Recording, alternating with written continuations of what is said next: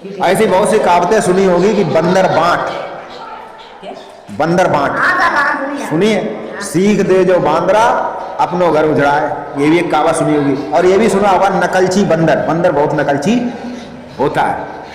तो देखिए नकल हमेशा अच्छी चीज की करनी चाहिए, खराब चीज की, गलत चीजों की नकल नहीं करनी चाहिए, क्योंकि वो तो करने वाला तो डूबेगा ही और आप भी डूबेंगे। तो नकल के लिए अकल होनी चाहिए। केवल नकल करने से कुछ नहीं होता। कोई नदी में कूद जाए, तुम भी कूद गए, अब उसको तो तैरना आता, तुमको तैरना नहीं आता, तो वो तो तैर जाएगा और तुम डूब जाओगे। तो नकल के साथ साथ अकल होनी।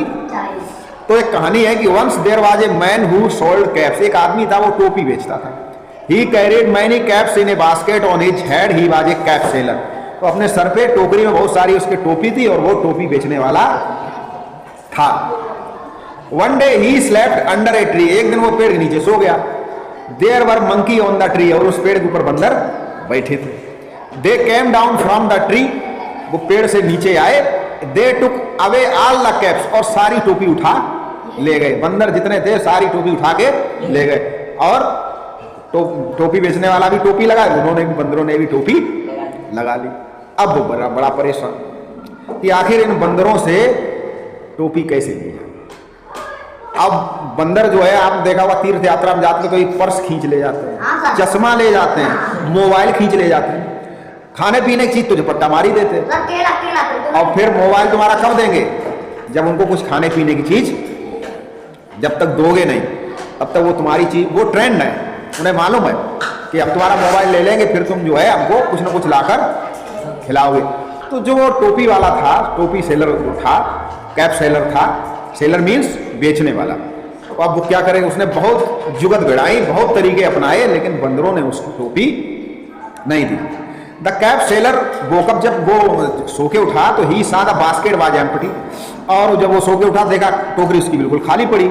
ही लुक्ड अराउंड द एबव। उसने ऊपर देखा चारों ओर। The monkey were wearing his caps. बंदर जो है उसकी टोपी पहने बैठे। पेड़ पे सब बंदर टोपी लगाए बैठे। देखिए मनुष्य के बाद सबसे समझदार जानवरों में कुत्ता, हाथी और बंदर। बंदरों को कहा जाता मनुष्य को मानव का पूर्वज था या नहीं था, लेकिन ये मान लो कि बंदर, चिंपैंजी, गोरिल्ला, ये सब एक ही प्रजाति के हैं। इनमें बहुत दिमाग होता है।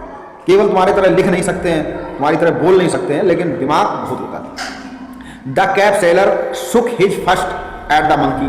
कैप सेलर ने पहले तुमको डांटा, उनको हिलाया, उनको जो है उन पर चिल्लाया। They also did the same. तो बंदर भी वही करते थे, ठीक है। हाँ, द कैप सेलर सुक हिज फिस्ट। उसने अपनी मुट्ठी ऐसे तानी मारने के लिए, तो बंदरों ने भी ऐसे मुट्ठी तानी। They also did the same. उन्होंने वैसा किया। The cap seller scratched his head. Cap seller ने अपना जो गर्दन थी उसको खींचा, हिलाया। The monkey did the same. बंदरों ने भी वैसा ही किया। The cap seller had an idea. तो उसको एक दिमाग में आया कि हम जो करते वही बंदर करते। तो कैप सेलर ने क्या किया? ही टुक ऑफ हिज कैप। उसने अपनी टोपी उतारी, उसने अपनी टोपी उतारी एंड थ्रू इट। और उसको फेंक दिया इसमें, इनटू द एम्प्टी बॉक्स। अपनी टोपी उतारी और टोकरी के अंदर डाल दी। बंदरों ने भी अपनी टोपी सबने उतारी और उस टोकरी के अंदर डाल दी। वो उसने अपनी टोकरी उठाई और घर चला गया।